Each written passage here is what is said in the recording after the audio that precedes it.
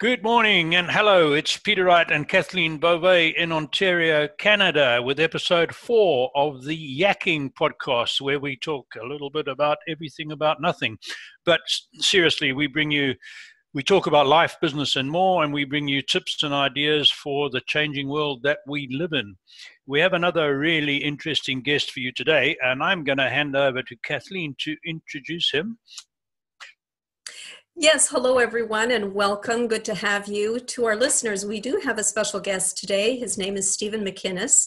He's a Waterloo-based entrepreneur. He's the CMO of a company and partner of MyCXO Canada, a team of seasoned multidiscipline leaders who help organizations who are experiencing change and need assistance to get them to the next stage of their business growth. He shares communication knowledge and expertise as part of his Conestoga College teaching faculty. He has a technical bent and has spent decades within the tech and software communities. He's educated in psychology and communications at Wilfrid Laurier University, a little plug for my alma mater. Yay! So welcome, Stephen. Peter? Thank you very much. Happy to be here and look forward to the conversation we're going to have today and hopefully in the future. Excellent. Back to you, Peter. Well, welcome, Stephen. Thanks for that introduction, Kathleen. I'm now really nervous. Here we got a farm boy from Africa at the mercy of two psychologists. I'm going to have to be really careful with what I say today. But Stephen, certainly we said to the guests, we said to our listeners, we have an interesting guest, and we certainly have. So give us a little bit of background. You obviously have two hats that you wear, probably more, but of your two main business interests, just give us a quick rundown on what you do, just for a minute or two. Sure. Well, I mean, today I'm really wearing one side of my Gemini personality, which is focusing on fractional CMO. So I help companies with their marketing needs at a strategic level. And my particular company, MyCXO Canada, I mean, as Kathleen mentioned, we're a group of executives who are essentially available on demand for companies who need expertise to get them to the next plateau or the next level of their business growth.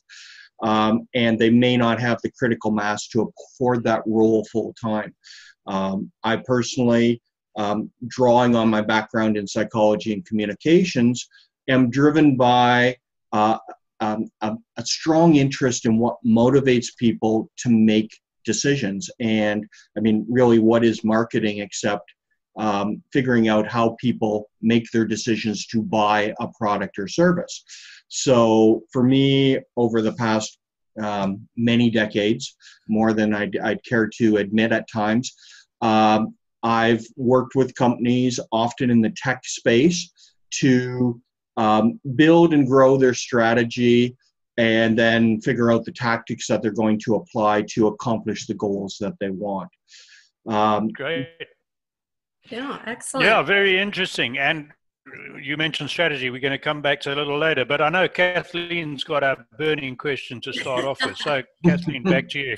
I do, Stephen. In light of what's happening in the world at the moment, what is the first thing that you would advise small business to think about? That's a great question. And it's really, and again, marketers hat on. A good marketer lives in the future. We're always looking ahead because we know that very few of the activities that we can do today have immediate impact. We're focused on what are we going to need to do in the now to impact something that's happening in the future. So I look at what's happening in the world today.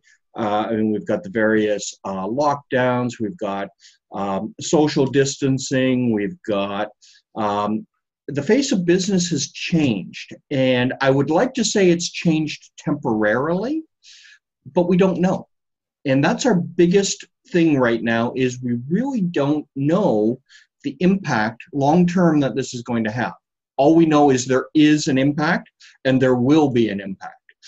So what I'd suggest to business owners, business leaders, is they need to look at what they were doing in the past that was successful and how today's landscape, the new normal, has changed that. And they also need to look at incrementally, what can they be doing now that will, in a short term, help keep them sustainable, but also position them for when this new normal hopefully becomes a new old normal and we get back to doing things somewhat the way we used to do in the past.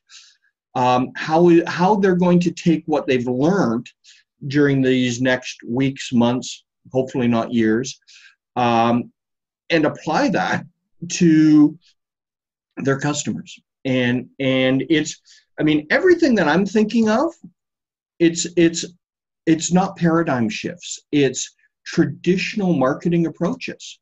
It's looking at any entity at any moment in time and what are the things that you want to do that make you sustainable and viable and desired by your customers and your future customers going forward. And that really has to do with strategy and planning and understanding your customers and really being customer focused. Yeah, very, very good. Very important. I would guess, picking up from what you're saying, and many people think the new normal will be radically different from the old normal, and it's going to affect some businesses and groups of people more than others. So I independent contractors like plumbers, self-employed plumbers and electricians perhaps might not see too much change, right? But a lot of other businesses, and particularly independent small restaurants, and you mentioned strategy, Stephen, so lead on from that. I know a lot of people get confused between strategy and tactics, and right now a lot of people are thinking about what tactics can they employ to survive, but for many that's the wrong idea. They got the wrong end of the stick. They should be looking at thought a little bit. Yes, and I mean, when we think about strategy versus tactics, most people, they're looking for things to do, activities that will get them to their goal. And that's important because tactics are action. Action accomplishes. However, tactics without a good strategy, you could be off target. You could be investing a lot of time and effort and money going in a direction that is not in alignment with your customers. And regardless of what normal we're living in, whether it was the past normal, the future normal, or our current new normal, that is a truism. I mean, ultimately, we need to be able to look at our customers.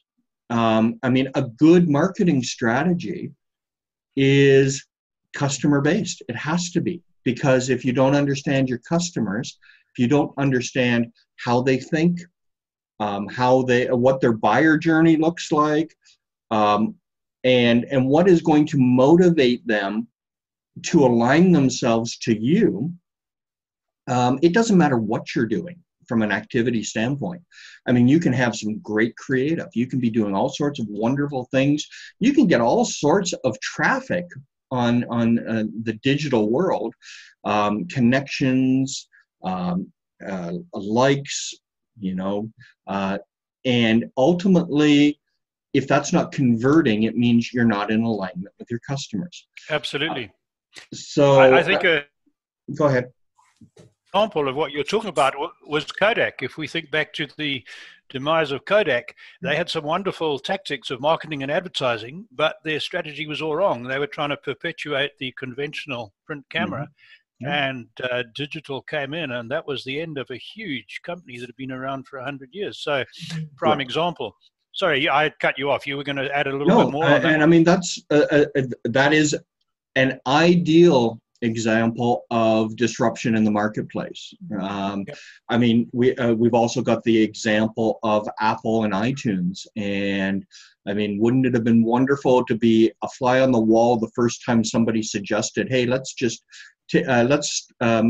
create a music resource where people can download files and share digital audio in a format that doesn't exist today, and it's people are going to latch onto that, and they're going to pay us 99 cents a song, Yep. as opposed to, you know, buying traditional albums. And I mean, it's those types of things that today's businesses, regardless of what happened with our current pandemic situation and the lockdowns we're in, I think it's very important for companies to always be thinking about what's next. Mm-hmm. And what's next is not about a product. It's not about a specific service that they've been offering for the last 100 years or 100 days. Yep. Right? So, Sorry, go ahead. So, Stephen, in light of that, can you give us some ideas of the types of businesses that will are more likely to survive once this shutdown is lifted? So I don't think it's going to be industry specific. I don't think it's going to be sector specific. I think it's going to have to do with an approach and an attitude. I think it's going to have to do with a sense of agility, a sense of adaptiveness, but even more so, a sense of customer relationship, and I mean, truly understanding the relationship that you have with your customer. I mean, right now we're in unprecedented times, not only because of the coronavirus, but because of the number of buying generations that we have in our market space. And each of them thinks differently. I mean, whether you be a boomer or you go all the way down to a zennial. And I mean, all of them are slightly different. All of them behave slightly different. All of them want to buy differently. All of them want relationships in a different way. So it's very, very important, because we can't appeal to everybody all the time the exact way that we want to. Nobody has that kind of money. Even if you have war chests of millions of dollars, you have to figure out what it is you do, what it is you want to do, but more than that, you have to figure out what it is that your customers want you to do. And I would even add that, you know, given the whole situation right now, people are forced to think differently. I mean, I look at my elderly mom, who would never, ever think to call a grocery store and order groceries, Right. Yep. and have them delivered. That was just unheard of. Yep. This situation, the world situation, is now forcing her to look at things differently and sort of push her outside that comfort zone a little bit, and you know, and do things differently. And now, once this is all over, she might be inclined to just keep doing that because it's easier for her, right? That's right. So it's just that's right. Go ahead, Peter. I think I'm going to disagree with Stephen a little bit. I think in some cases it's going to be industry specific. For instance, my brother runs a small business in the UK. He employs 3 mechanics, and they have mobile workshops, vans, and they service transport trucks that break down on the highway, because their highways are not as well organized as ours, not as big. So if a truck breaks down, they have to get it moving very quickly. So he's running out of work, although fortunately a lot of trucks are still running. But his biggest problem is he does maintenance for other transport fleets. And in his small town of about 90,000 in the Midlands of England, 9 businesses that he knows of have closed their doors permanently in the last week. And I think 2 of those were his customers who owe him money. So the impact is huge. But so there's one industry that's being disrupted. But leading on from that, I would say that if after this is over, 50% of people work remotely instead of 5 or 10, whatever it is now, industries, for instance, and because schooling is going to be a lot more online, I believe, than it is now. So if I was a manufacturer of school desks, or if I was someone who put the lines in for parking slots in huge factory parking areas, I'd be getting a bit centers. I'd be getting a bit.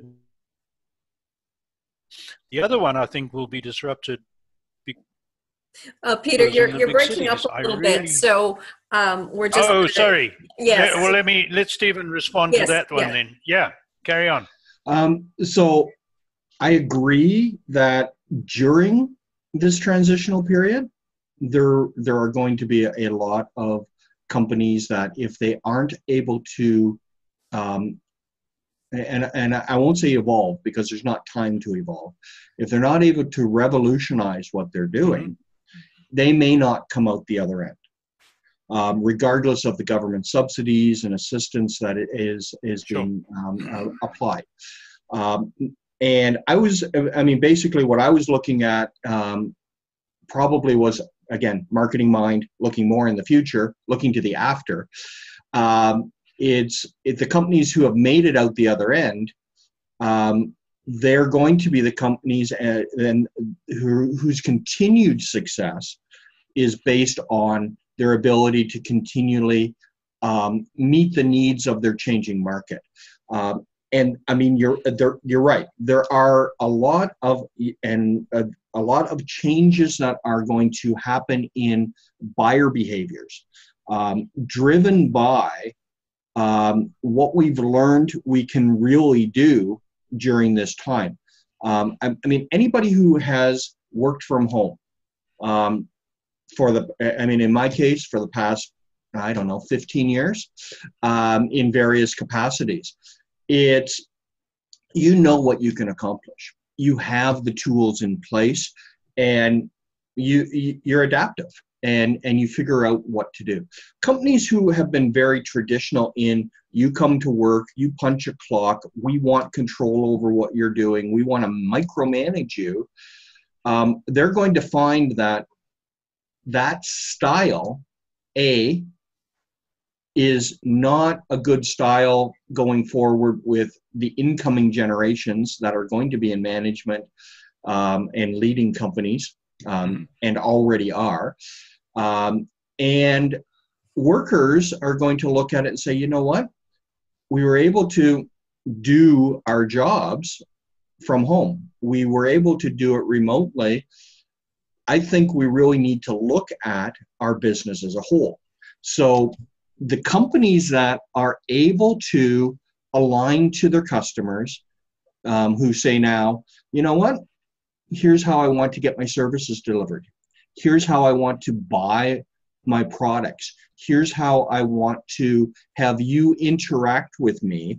And it may be digital, or, once we get out of it, there are going to be companies that, because of their high level of contact and touch and relationship, become even stronger because of that, because people will have realized that I really miss that. So again, it's, if you're a restaurant and you can't evolve to delivery and takeout and providing what your customers want and need in the way that they want and need it, which isn't always going to be sitting down in a traditional restaurant environment, at least until we can get back to the point where people are able to do that again. You have to be looking at the writing on the wall and decide whether or not you're going to make it. If you are in the business of providing fleet support in the field, well, as long as there's transportation and logistics, there's going to be a need for that. You just have to figure out how to deliver. Oh, absolutely. And so it's again, something else you said. Yeah. Go ahead. You said what we can work with. I think what people are also finding right at the moment is what they can live without. Yes, absolutely. And that's going to have a huge bearing down the track on a lot of industries, I believe. Mm-hmm. And that comes down to, again, I come back to customer centricity. If I've always been of the mindset, if I have a product or service that I know absolutely 100% addresses the need of a customer, they will buy it eventually because it's the right product for them. The time just might not be right. So that's where, I've been very fortunate in my career in the fact that the services that I've offered, I know people need. They may not need it now, but I know that if I build a relationship with them, if I get to understand their specific needs, their specific buying process, their specific timings, then as long as I can build that relationship, build that rapport, build that trust, they will buy from me eventually. I'm just tasked with staying in business long enough that I'm there when they need me. Yep. Yeah. Kathleen, you got something else you wanted to ask Stephen there? All great tips, Stephen. I think we could probably go on for several more of these podcasts, right, Peter? And probably we will. Absolutely. We most definitely will. I just want a quick question before I hand back to Kathleen to wrap it up. We're sitting on, we've got a bit of time. We're just over 20 minutes. Do you think there's going to be a big impact with remote work on people staying and moving to smaller cities and towns? Do you think this could be happening in the Western world, the small towns dying? I guess so. Again, anecdotal and opinion. I think that as long as the infrastructure in those towns, regardless how small it is, as long as they can support the needs of the remote workers, as long as the remote workers have the ability to deliver what is required to the customers, and that the customer experience is not negatively impacted and maybe even is enhanced, then again, my own personal opinion, the further I can move away from large city centers, the happier I would be. Sure. And that doesn't mean that I wouldn't travel back to them to meet face to face with people. I wouldn't, but I personally, I prefer a small town experience. I prefer a rural experience. So if the infrastructure can support me, supporting my customers and making a viable living, I think if people are of the same mindset as I am, they're going to be looking at how can I move out? How can I get in less densely populated areas? Not that there's going to be another pandemic and the risk is more the closer I am to density of people, but just lifestyle, right? Absolutely.